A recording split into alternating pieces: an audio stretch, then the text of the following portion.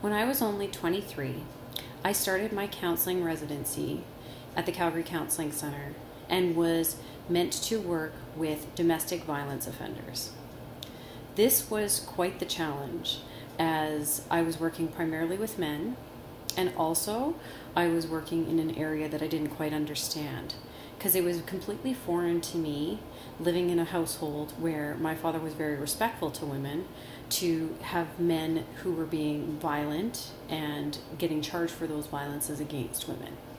I've always been a very strong-willed woman, and so this was really difficult for me to really understand how somebody could be capable of hurting another individual. So in order to make sense of something that did not make sense to me and was completely out of my realm of experience, I started looking more into some of the background causes of what happens in domestic violence situations. What brings somebody to the point where they can be so violent with somebody that they love? And it was in that journey that I learned about the level of trauma that a lot of these men that I was working with were experiencing. There was not one single case where a man that I was working with did not have a history of his own domestic violence, either being physically abused himself as a child or witnessing the physical abuse of a parent, specifically usually his mother. And so this allowed me to develop more of an empathy and an understanding. And also, once I became more empathetic, I realized that this was a very shameful experience for a lot of these men. The domestic violence offenders were often not what we see on TV in terms of these narcissistic sociopaths that just go out and want to beat and intimidate and threaten their partners. A lot of these men, it was their first offense, and they were experiencing so much judgment and shame of themselves. Armed with this understanding, I started to explore more and research more into the topic of trauma and the impacts that it can have on people. And this led me to work with increasingly resistant populations and populations that people a lot of times struggle with engagement and understanding their behaviors, such as addiction. And it was through all this work that I became very passionate about understanding how much trauma underlines so many of the behaviors that don't make sense to us in our society.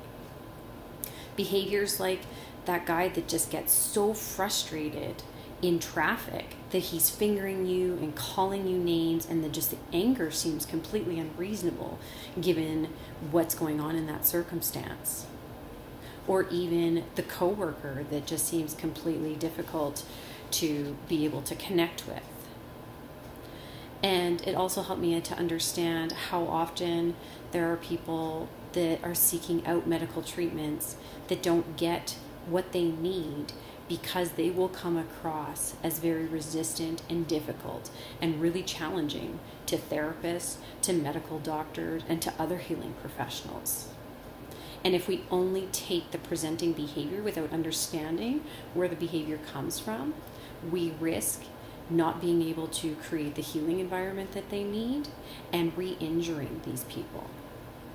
So I am very passionate about teaching people the reason that some people do what they do and how trauma can explain a lot of these behaviors. And it is when you arm yourself with this understanding that you're able to have more of a compassionate lens to understand some of the most tricky behaviors, some of the things that don't make sense, as well as just understand what people are going through in general. 89.7% of the population is said to have experienced a criterion A trauma, which includes witnessing abuse, experiencing abuse, being engaged in an activity where there was a threat of loss of life, or knowing a family or friend or other person close to you who had that threat of loss of life, or being engaged in combat or military situations. 89.7%. And if you screen for having a criterion A event, you are on the path towards also being screened for having post-traumatic stress. If we have such large percentage of people that are experiencing trauma, to the most extreme examples, not even when we're just talking about the impact of what we might call littler t traumas, like a bullying in a workplace. If 89% of people are experiencing this, then it is our responsibility, it is our duty to learn how to engage and how to treat people better. Because more people that we're going to be coming across than not will be having a trauma background and might be using that trauma lens to be able to explain their work. So hopefully you give me the stage to be able to expand my message, to allow more people to understand just how pervasive trauma is and how much more compassion and engagement and how much more we can create a loving world once we understand what's going on. If you offer me this opportunity, I promise you that we will inspire and create new ideas that are worth spreading. Thank you.